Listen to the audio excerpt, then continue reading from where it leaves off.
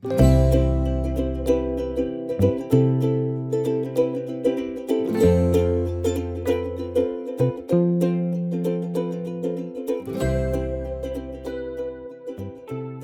everyone. Welcome. My name is Kim, and I'm a volunteer and member of the Calgary Horticultural Society. Welcome to our YardSmart talk on capturing your water first. The YardSmart series is offered in partnership with the City of Calgary. YardSmart's resources and practical advice help Calgarians establish and maintain yards and gardens that are well suited to Calgary's growing conditions and use less water. YardSmart gardens are also pollinator friendly and can provide food and habitat for bees and butterflies. Before we get started, I would like to share the Society's land acknowledgement. We respectfully acknowledge the enduring and active relationship of Indigenous people with this land, specifically the area in which we inhabit today, also known as the traditional territories of the people of Treaty 7. The Society, as an organization, is focused on the well-being of the land, and we endeavor to honor Indigenous, Inuit, and Métis rights and relationships with the land, and the ability for all to grow, live, work, and play within this territory. Thank you. A little bit about the Horticultural Society. We are a registered charitable nonprofit organization celebrating 118 years of cultivating Calgary's gardening community. Our mission is to encourage gardening for the enhancement of our environment and quality of life. One way we do this is through sessions like this one. I would like to now introduce our instructors, Kath Smyth. She has extensive experience in the horticultural industry and brings wealth of knowledge and her unique humor to radio and television appearances. Kath regularly appears on CBC, Alberta at Noon, QR 770, 660 News Radio, and Global News Morning Calgary. Colleen Cyca is a permaculture designer and vice president of the Permaculture Calgary Guild. She has been gardening and experimenting using permaculture principles for 14 years and is passionate about rainwater capture. She holds a degree in engineering and has worked for decades in the field of design.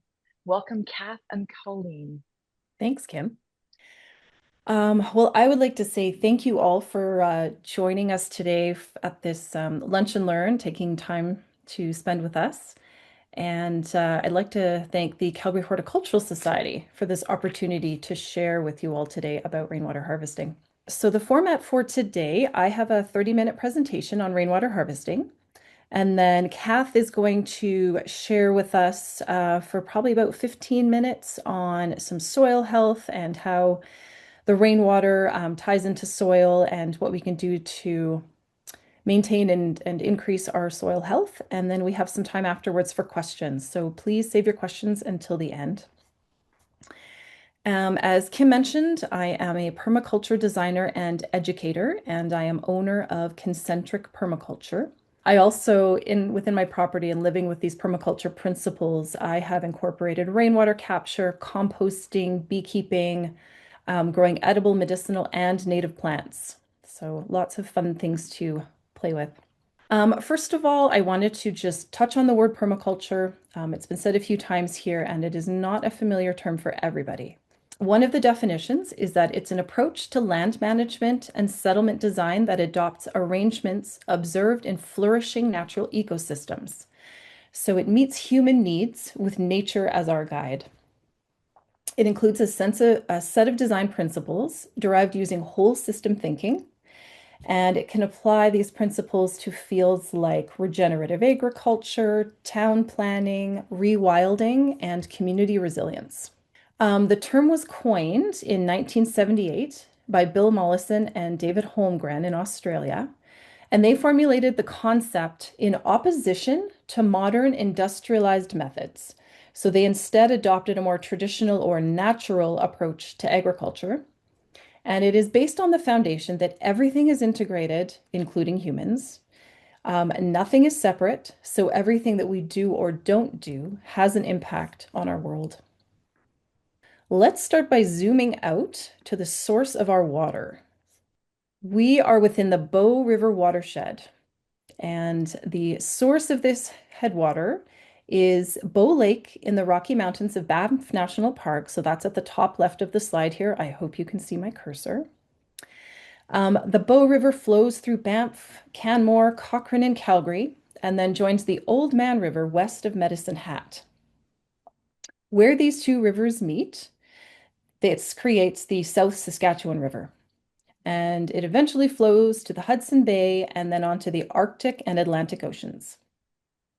Rainwater harvesting supports this whole system. It replenishes the water table by getting that water into the ground, and our healthy soil will help clean the water. So let's now move back into the city and explore some of our local water. First, let's talk about how much water falls on an average Calgary rooftop in a season. It's around 300 millimeters. So when you're looking at an average single residential home, you're looking at over 35,000 liters of rainwater falling on that roof. So for reference, the average rain barrel, the ones that are available through Green Calgary, hold 250 liters. And an IBC tote, which is the big brick here on the right, they hold around 1,000 liters. So rainwater is a viable, legal, and practical solution for gardeners. Systems can be set up simply. I'm going to talk about a couple key components, and then the system works hard for you with limited maintenance. So part of what we are working with now in Calgary is a new water schedule. So let's talk about these parameters impacting our water and especially us as gardeners.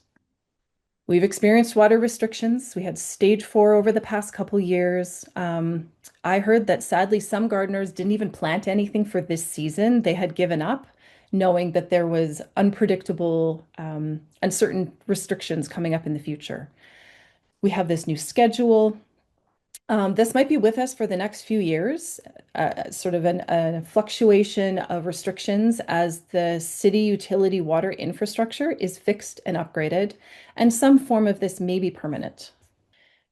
In reality, rainwater harvesting can complement our municipal water supply. It gives us options and flexibility. It doesn't replace the city water system, but it does reduce the load on our existing system. Rainwater harvesting is a solution that helps us get through these restrictions and also build resilience going into the future. We might be motivated by the schedules, the restrictions. We might have that feeling that we need to do something differently. And at the end of the day, we can do this anyway. Let's talk about why we should harvest or we could harvest rainwater. I've mentioned a couple of reasons, so let's dive into these and then we'll explore a few more as well. First of all, we did touch on this one. So utilities, they are expensive to operate and maintain. They require a lot of resources and degradation can have a large impact as we have experienced. Water quality. So chlorine, which is added to our utility water to kill pathogens, also kills soil microbes. Those microbes are necessary in a healthy ecosystem and they are required to grow nutrient-dense food. The movement of water. Hard surfaces move water really quickly. And I was at a client's property a few weeks ago. It was a brand new area. And they said, this corner of my property just keeps washing out. We don't know what to do. So I went around the corner and I looked up the hill at this alley. The alley was paved. And aligning the entire alley was 2-car garages. And beside that was duplexes all the way up both sides of the street. And so there was nothing but hard surfaces within this entire city block. So that poses some problems. Soil, on the other hand, slows the water down and it can reduce flooding. We can also save some money. So personal water bills, the cost to the city of the maintenance, rainwater harvesting can be very simple. There is a bit of a setup cost if you're looking at tanks, a little bit of hardware. Overall, though, it is an inexpensive approach.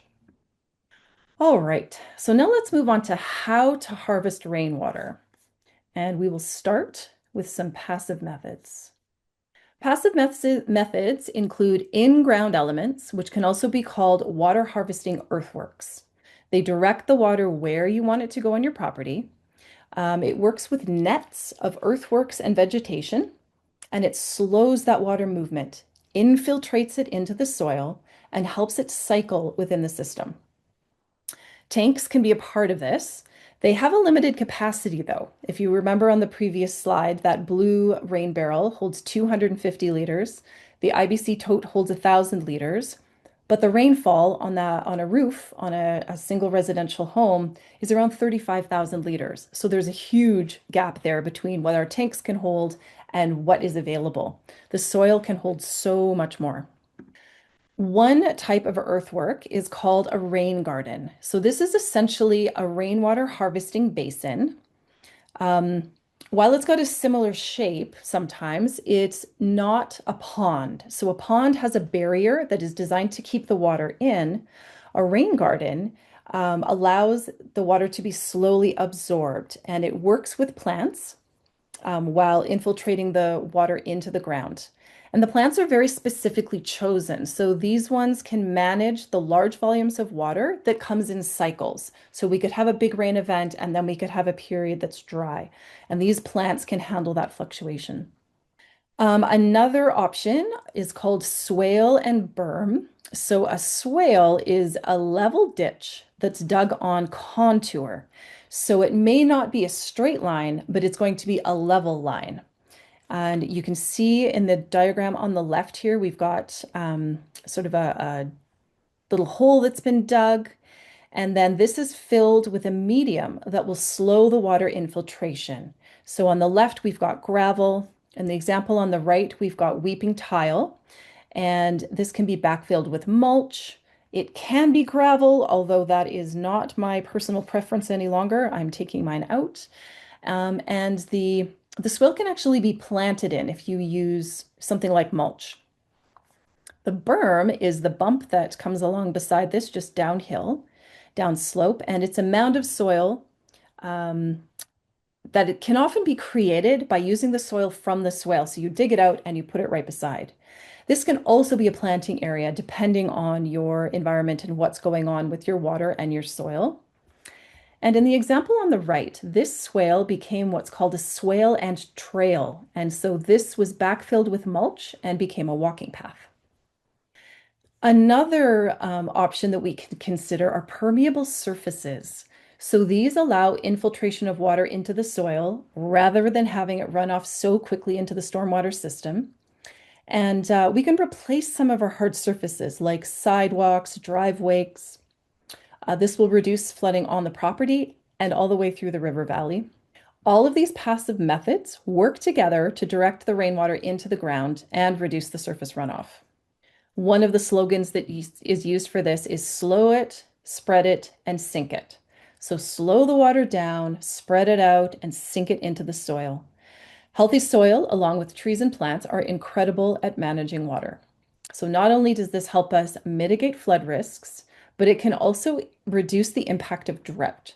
So for example, if you've got a little plant pot, water can run through that really quickly. Water that's into the ground doesn't evaporate as quickly as that little plant pot. And when you combine it with something like mulch, you can have a really robust system. So we often think about rain tanks as the main component for rainwater harvesting, although we now know that in-ground features are very valuable and really increase your capacity. But let's explore some tanks. There is a huge range right now of shapes and capacities. There are slimline tanks if you don't have a lot of space to work with. There are decorative tanks that you can put plants on top of. You can upcycle tanks that have been used for other things. So these IBC totes can often be found and given a second life. I do recommend that if you are choosing to upcycle, you choose a tank that previously had food grade ingredients. So there's a distillery in town and the tank can sometimes have held tequila or agave syrup. I've seen tanks that had hydrogen peroxide. I would personally avoid anything that had automotive fluids, glues, paints. If you don't feel comfortable giving it a quick rinse and putting whatever's coming out of it after that into your garden, I probably wouldn't work with the tank. And I do have a little bit of experience to share. I got a great deal on a tank, and it was in fact food grade materials that had been in there before. It was fish oil that had been used for dog food. And this is great. So the tank showed up and I opened the lid and the entire thing was full of, when like cooking oil goes sticky and rancid all over your kitchen after a long time, the entire tank was full of that. And it took me a week of sitting in my front yard, scrubbing it out with a toilet brush taped to a long handle. And neighbors would walk by and say, "Are you still doing that?" So I did get it clean. I had to use a couple more tricks. But I highly recommend that if you are, in fact, receiving a tank that has been used for a different purpose, that before you accept it, you open the lid, you smell it, you stick your hand in there, see what's going on, and just hopefully you can save yourself some pain that I went through. When we're talking about these volumes of water, and especially as we get into some larger tanks, but even the small ones, there's a lot of water in there and they are heavy. So it is really worth setting up right from the beginning a stable base. You want to avoid tipping. You don't want to hit an adjacent building. If there are children around who are prone to climb on such things, the last thing you need is it coming down on them. So a really solid base. You don't want it just sitting on soil or grass. Nothing that can compress. If you have, a corner that's softer and you're going to be looking towards some tipping, and you don't want to do that. So it's also important that your base is level. There are a few options on how to set this up. One of them, and it's shown in the example on the right, is digging down to clay, which is much more solid than soil and grass. So in this example, we dug holes down until we hit clay, which was about 18 inches. We filled the hole with compaction gravel. And so in that case, it's sort of like a quick form of a concrete. So you pour some of the gravel in, you get it wet, and then you tamp it on down, and it makes a really nice stable base. So once we had those built up to the level, back up to the level of the soil, we put the concrete deck block footings and then our frame or our stand with feet that fit into those blocks. And we leveled everything on every step of the way. There are other options. You can use concrete pavers, you can use cinder blocks, you can use bricks. Just make sure that you've got that solid base and that it's level. So this algae. I think most people who have used rain tanks have encountered algae. Here we are. So I did a little looking. I didn't know a lot about algae. So I learned that it's an aquatic plant-like organism. It is similar to plants in that it performs photosynthesis through chlorophyll and it produces oxygen. This sounds pretty good so far. It's different in that it doesn't have roots, leaves, or flowers. And we use some algae in the form of nori, that's that seaweed paper that we use for sushi that you roll things in, and then also ocean kelp. There are concerns with algae. The biggest one that I hear about is that it clogs up your hoses and your tank and your pipe, and you feel like you need to clean it. And some types of algae produce toxin. So that could be a consideration. I've also learned of a few different ways to clean algae. So activated charcoal is one that has come up. A blast of chlorine followed by a dechlorinator, a snow brush from a car, again, taped to a handle and then scrubbed on in there. And maybe like you, I was taught that clear rain barrels or tanks will grow algae. That is just life, and that it needs to be dark or covered to prevent the light from getting in. Now, I'm going to share with you that you can set up your system so that you don't need to worry about or clean out any algae. Your tank can clean the water for you and require no maintenance, essentially. So let's dive into that next.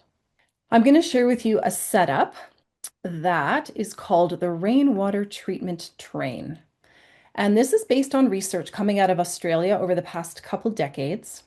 The information was used in informed design specifications for residential rainwater harvesting, which is very common in Australia.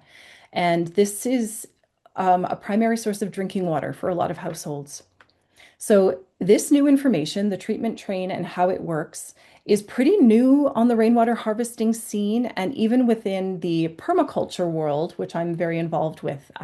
It's something that is pretty new, especially within North America. In Australia, it's common, as I said.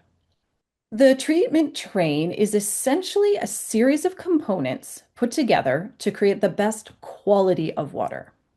And this is likened to Swiss cheese. So you can see the diagram on the right. We've got some slices of Swiss cheese, and each one of these can correspond to one of the components in the diagram on the left, which I will be going into in more detail.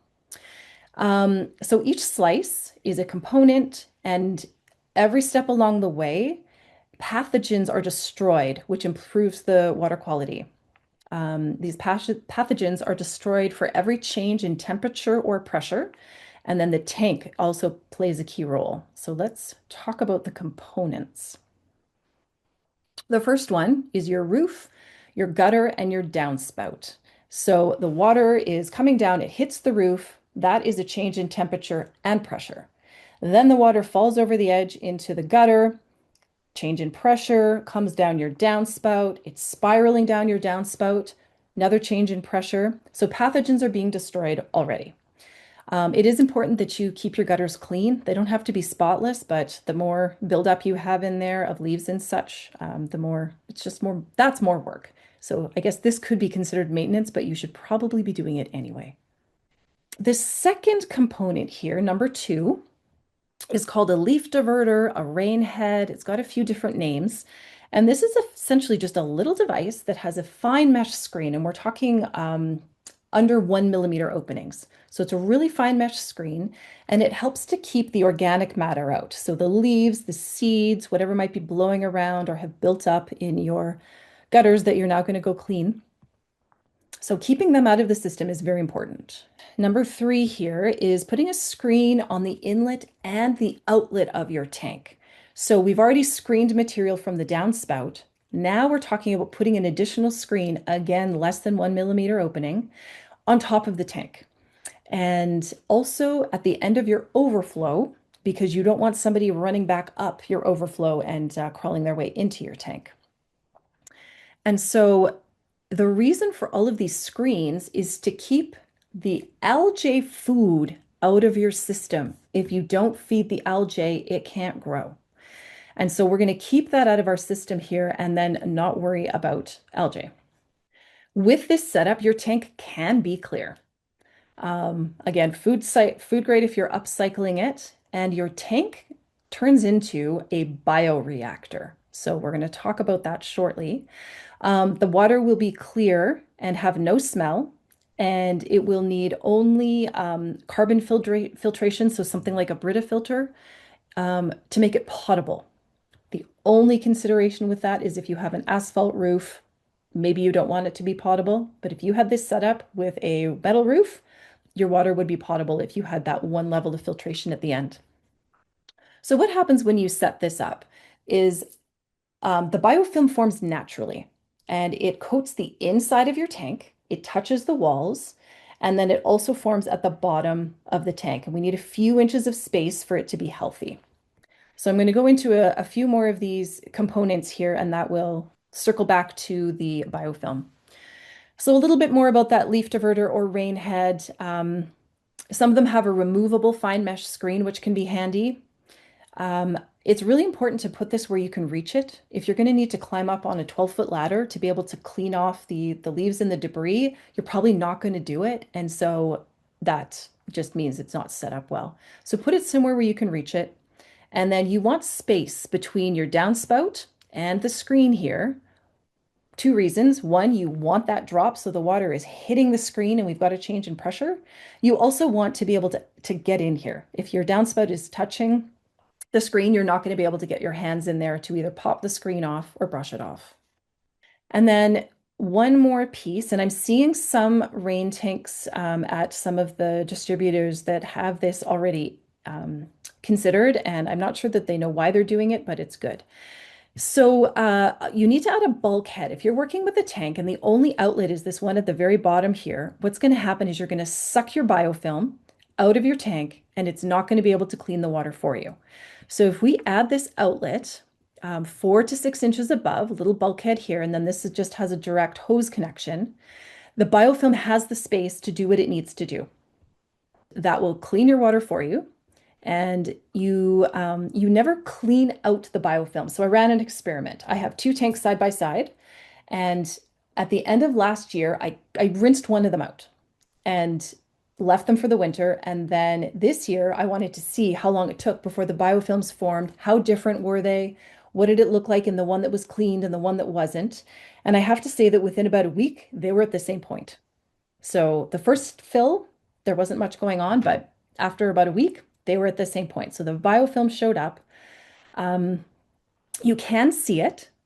So it doesn't look clear, but your water is clear. So it can look green. It turns red. I have seen when the spruce and the pine pollen show up. So it's pretty funky. So it's a little bit of our expectation management of what it should look like, but there's a big difference between the algae and the biofilm. All right. If you don't know what a first flush device is, don't worry about it. If you do know what it is, it was based on the idea that that first flush of rainwater off of your roof was the dirtiest. And this was a little device that diverted that water away from your tank so that the next flush coming through would be cleaner. What we're learning is that with this new research, you don't need it. So the biofilm actually works just as well, and the first flush device was found to be wasting water. So don't worry about it. Let's look at a few real examples from some local yards. So in both of these, you can see that screen, that little leaf diverter up high in the system. So the system on the left is set up in parallel. So all of these tanks are connected around the corner here by a pipe that connects them all together with their additional outlets above the bottom. And this one actually has a pump as well. The system on the right, they are connected in series. So the first tank fills up and then it overflows to the second tank, which then overflows into the garden. And these both have that outlet placed above the bottom. So similar components here. We've got those diverters, those leaf diverters. These are both set up in series. So one tank will fill in then the next. And they both have these outlets above the bottom. A note in the diagram on the left here, there is an overflow, and this overflow comes down this pipe and goes into a swale. So once the tanks are filled up, the rest of the water goes to the ground and infiltrates through the swale in a swale and trail. And personally, this isn't always common, but I really believe that this size of the pipe going into your tank needs to equal the size of the pipe coming out of your tank. That's just a simple in-out kind of math equation, I suppose. But if you had a really small outlet up here for your overflow, let's say it was a little hose, but then you've got this, which is like a 3-inch pipe, you have more water coming in than out. And you run the risk of having too much water going in and your overflow not being able to handle that volume. And then you are looking at potentially water spurting out of your tank, spraying on your foundation, running down your walls, and the water's not going where you want it to go. So I highly recommend that your outlet is at least close to the size of your inlet. So let's go over some steps to get you started. If what I've shared so far has piqued your interest and you're ready to start taking some action or learning more. First of all, observing. It's really important. How does this water move across your property? Within permaculture, the recommendation is that you spend a year observing before you take any action. Maybe you're thinking about a rain tank, could be a barrel or a tote. Consider what you want to water. Do you have a few pots on your patio? Have you converted your entire front yard into a garden? And then also, how much room do you have? Is there a walkway where you need to put your tanks? Maybe it's just a small space, or maybe you've got a lot of room. An in-ground element, right, might help you, some of those earthworks. So the rain garden or the swale, this will dramatically increase your capacity to store rainwater. And if you work on your soil health, that soil will really be able to hold more as well. If you are in a situation where you're replacing some hard surfaces, maybe you've got deck, sidewalk, driveway, you could consider looking into some permeable options. So with getting started, in conclusion, Any steps that you take to harvest rainwater will be an improvement. If all you have is a bucket at the end of your downspout, that's a start. And if this seems intimidating or overwhelming, there are resources available to help you out. One of them is the Permaculture Calgary Guild. So I am the vice president on the board of this guild. And we host hands-on learning. So we have something called the Perma Blitz program. And this focuses on different components that can be part of a permaculture system. It's all hands-on learning. So we will have a host that has a project to be done, and we go there as a community and install the project. Hands-on learning. It's everybody's on the tools. We're learning as we go. And we have installed rain systems, rain gardens, swales, food forests, raised beds, compost systems. There's lots of diversity in what we are able to offer. We are also doing this. So my little presentation here is part of a bigger course called Plant Your Water First. This course is in development and it's going to be much more in depth. So it will be a multi-session series, and then the end will be a full day of hands-on installation. We also offer resources, workshops. We host film screenings and have conversations. We have social gatherings, and we have a Telegram group where members can share resources and ask questions. So in wrapping up here, I would just like to say thank you for sharing time with us today and for allowing me to share my passion for rainwater harvesting. If you do have questions about what I've shared, please pop them in the chat or hold them until Kath has finished her presentation. And then if you would like to have a further conversation with me directly, you can reach out to me at concentricpermaculture.com. Thank you. I am going to stop sharing. There we go. Thanks, Colleen. Thanks, I Kath. have a question though before we move on. Yeah. Okay, swale. Yeah. My concept of a swale is what dwells in my backyard that the city put in. Oh, the concrete one? Yeah. So, Yeah. Yeah, that's fair. I know exactly what you mean. And I believe that it's just unfortunately a double-used term because yeah. in the permaculture world, we use it as the ditch on contour. Okay. Yeah. I look at it as why. So, Yeah. I hear you. especially when the neighbor, because we're on a slope here, especially when the neighbor down this, it says very clearly in all the information, do not put anything in the swale. And so the people down the hill from me have lawn people, and they come and they blow stuff off the grass into the swale.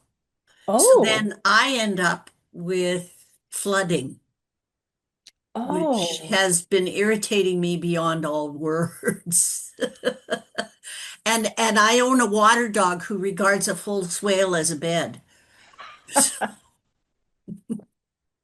So just a small point of fact. And I also have to say that to correct the soil erosion from the periodic flooding, I've had to engage, I've put in weeping tile beside it to try and get the swale effect and the rain garden effect. And oh, I now have what my friends and family refer to as the pit. But what I've done is I've put in a dip so that I can gather water in it. So it's become a rain garden just by sheer default. But yeah. anyway, I thought that was really interesting.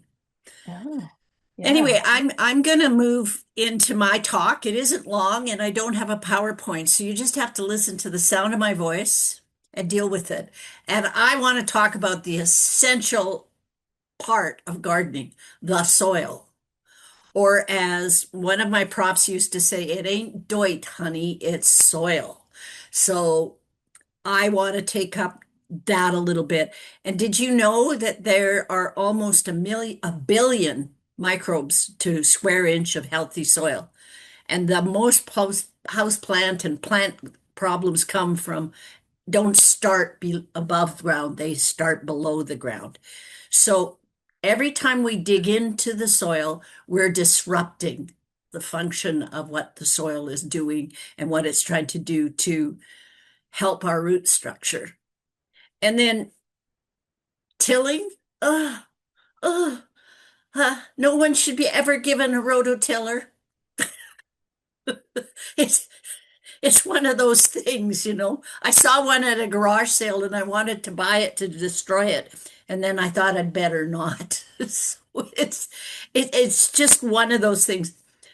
And then putting any kind of structures or anything, you're always going to disrupt your soil structure and the biology that's so important. All those little microbes and all the little ecosystems can be thrown out within a day of digging around and playing with it. And when I first started in the business, we used to double dig gardens.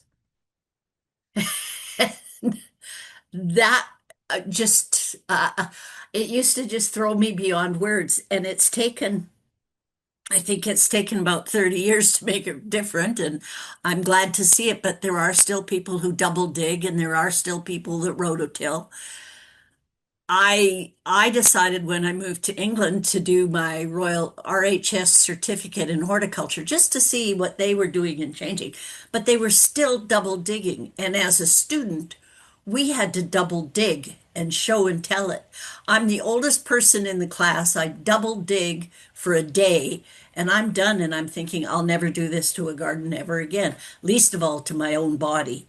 So it's all part of the ecosystem of a gardener as far. So anyway, ecosystems within a garden can be the soil that can be thrown out of balance every day.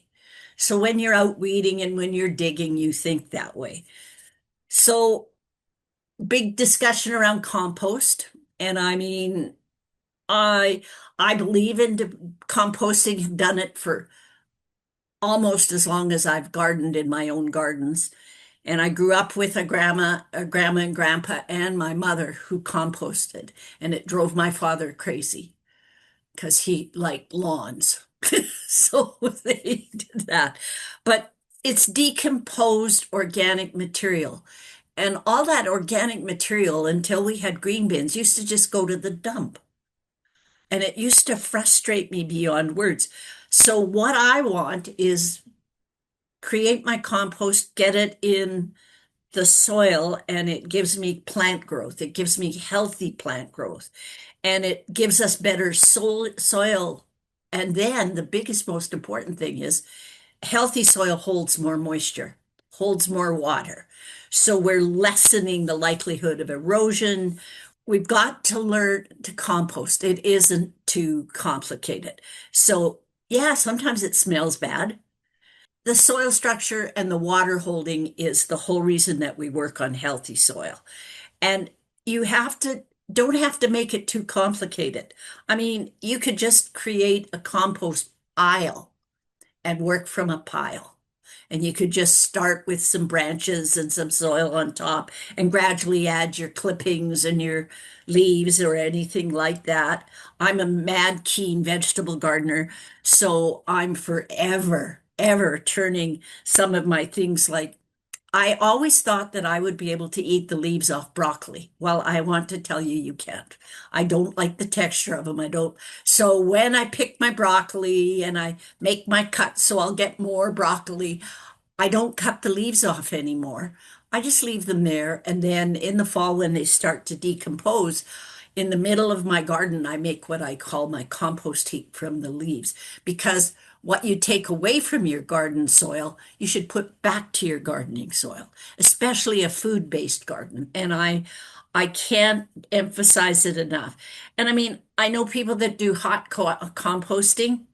I think it's faster and it can deliver results pretty quickly. And it's literally using leaves, nitrogen rich stuff, and then adding carbon heavy brown, and then worm composting. Now, I'm sure that at some point in all of our memberships' lives, we have passed by Mike Dorian or chatted with Chelsea, and we've heard about worm composting, and I firmly am a believer of it.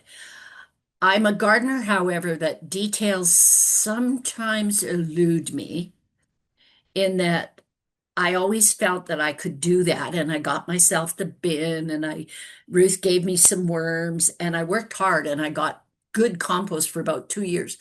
But one year I wasn't feeding them well, so I lost worms. So I felt like a failure, and I decided that I shouldn't keep trying some of these things. However, I just think that if you've got time and you've got places to do this, and you know what? A compost bin can move around in your garden.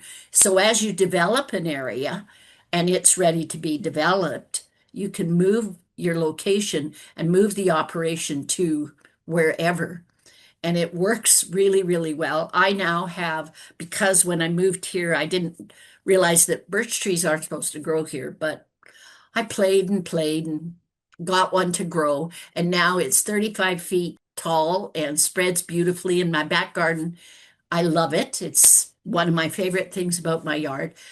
But I started with a compost pile there first, and then I gradually moved the compost out and around after I planted it. It's the soil there. I don't want to mess around. I I regard my soil as gold.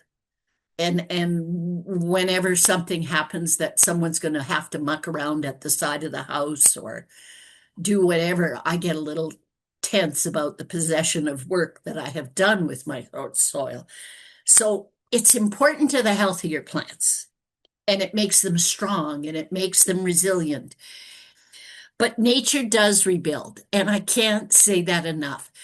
Yes, we buy new houses. Yes, we have to look at how the soil is. And let's face it, in Calgary, sometimes we're sitting on top of a rock pile. Sometimes we're sitting on top of bog areas. And then sometimes we don't even live in the same zone as the rest of the city of Calgary. So we're always adapting and trying to do that. I believe in biology. I think that we should be truly working towards that, using fewer synthetic fertilizers. I have always liked when they introduced the mycorrhizae group of fertilizers. I'm a big believer in it. And then use your amendments, add them when it tells you to add amendments. Let's see us start adding them. Also, the other thing is that I'm always being asked because of the moisture retention, mulch. Should I be using mulch? But always remember the mulch is changing the soil below. Wood chips always been my personal choice because of the moisture retention and because the soil microbes, and it's really good for your trees and shrubs and perennials. Straw is good. It holds moisture, but it has no nutrient value. But it is really good for strawberries. Ooh, it's good with strawberries because then your strawberries don't go down on the ground and rot on you. And then black plastic sheeting. Oh, high moisture retention. Yep. But it kills all life in your soil. It totally kills it. And you should never put it into a living garden. Shredded leaves. I used to haunt the leaf return places in the city. And I would go and I'd open the bag and I'd bring them home. In fact, I used to drive down back alleys. My husband wouldn't get in the car when I said I was going out to get mulch leaves, but it's the best for soil life and it should go in every bed you've got. Don't rake them up and give them to the city. We need it at home. And I shouldn't do that because the city does do a fairly decent job these days of their compost. And if I see any more white or black gravel on people's gardens, I'm going to lose my tiny brain. Black attracts light and it gets hot. And so the same with the white reflects it. So it's not getting any natural sunlight in there. And it has no retention value for water, absolutely none. And it will gradually sterilize your soil. It's good for drainage, but it is not good for plant health. So I can't say highly enough. And remember, mulch is not a decoration. It is the most important layer in your garden. Thanks, everybody. So are we ready for questions? Thank you, Kath. Thank you, Colleen. Yes, let's take some questions. All right. Here, we're going to be talking about the water system. Leaf diverter. Rainhead. Yeah. Where can we find one to add to the rain barrel system, please? Yeah. I am going to send you a link. Let me just pull it up here. So Bar Plastics is a business in BC. So the one that I was showing is called You. Leaf Eater Advanced. Here we go. Mm. And they have two different options. So one of them has a round outlet at the bottom, and one of them has a rectangular outlet at the bottom. So you would just choose depending on what you wanted your pipe system to look like coming out. But there you go. That is a supplier. And this being said, I was giving a presentation at Tree Party a couple weeks ago, and in their slideshow, they had what looked like a DIY version of this. And so I'm going to follow up with the organizers, but I think that that would be a lovely option to have for those who are handy and like to kind of MacGyver things because they're not cheap. They're around $100. And I feel like Mm. we can do better. So if somebody knows how to Yes. 3D print, please find me. And I'd love to find another option for these. Great. Yeah, options, right? Because it is an investment, as you had mentioned before, for your system, but water is priceless, right? Yeah. Well, moving right along, we have another question. This is a bit about mulch, but also, Colleen, you had mentioned in your swale, you Mhm. had removed gravel or you're planning to. Could you tell us why? A little more info about that. Absolutely. So Kath touched on a lot of it, which I really appreciate. And then the other part for me is things will grow in the gravel. Things will seed. Things will run their rhizomes and pop up in the gravel. And you can't effectively dig in gravel to remove what you don't want there. And you will break off the roots and they will just thrive. And it's driving me absolutely crazy. Whereas when I'm working with a mulch system, it is really easy to work with the soil without tilling it, using a garden fork to just loosen things up a little bit, and then being able to pull things out with the whole root intact. It's really satisfying. But the gravel, things are going to grow. And, as Kath said, with like the landscape fabric, and then you throw a bunch of rocks on top, it is just the maintenance of that in the next, like, you might buy yourself a year or two, but after that, the maintenance is going to be a nightmare. Thank you. Kath, do you have anything to add that about swale? Yeah. Well, gravel in general, it's just like the guys I used to work maintenance with used to say it was one of the worst things to weed ever. And they then have to clean out the rocks or reshift them. So manpower, there would be one person weeding and another person running behind putting the gravel back where it was supposed to be. And then if there were landscape fabric underneath, sometimes it escaped control. As the older landscapers, when it first came out on the market, used to say, short-term gain, long-term pain. And as far as I'm concerned, it still is. Oh, thank you. Well, let's see. We have another question here. Do you have a resource for starting to compost? How do we start? Where to start? We'll make a pile. Start making a pile. Start creating things that you can do, as far as I'm concerned. Honestly, one of the most my favorite place to go and talk composting there's a couple of young guys that work for Garden Retreat, and they've got the best compost bins and plantation. There's an older man that works up there in the north, and he's amazing. And if you happen to, Colin's around, the owner, and he used to be a sales rep for composting facilities. So he's really knowledgeable on that level. So it's just researching, paying attention. Um, I like Lee Valley's compost bins, but I'm not completely sold on them. That would be my answer. You. And if I may add to that, there is a group within the city called Compost Club. And Yes, so I'm going to share that here. yes. So they originated at Highfield Regenerative Farm in the southeast of Calgary. And they have expanded so much. There's so much interest in this. I mean, Kath, you nailed it. This is a really hot topic. Oh, it is. Yeah, so they have a lot of things going on and they will get together as a community and build piles. So I did have the chance to host one of their events and we built a pallet, a wood pallet compost pile. So it's that kind of meter by meter by meter, which seems to be the ultimate dimensions. I mean, that being said, I have, three different types of compost systems on my property. I've got the pallets, I've got those wire mesh ring things, and I've got the Darth Vader helmets. And over the 15-ish years, yeah, they I, all work in their own way. yeah, we had the pallet system, a three-part pallet system at the old Hort office, the house, and it produced the best compost ever. It had Yeah. amazing aeration. We did really well with it. And we never threw any garbage in the garbage can at the old office. It was always so good. Yeah. Does it compost? Yes. Absolutely. Well, I think we have time for one more question. And everybody, remember you can reach out to contact Colleen, Kath. Um, we have a question about landscape fabric under a dry stream bed. What do you think? Yay or nay? It's not going to help the flow of the water or divert it or anything. The gravel for a dry stream bed is just to get the water to flow through a bit and redirect. But you shouldn't put anything under it because the whole idea is to respect the soil underneath and to allow moisture retention.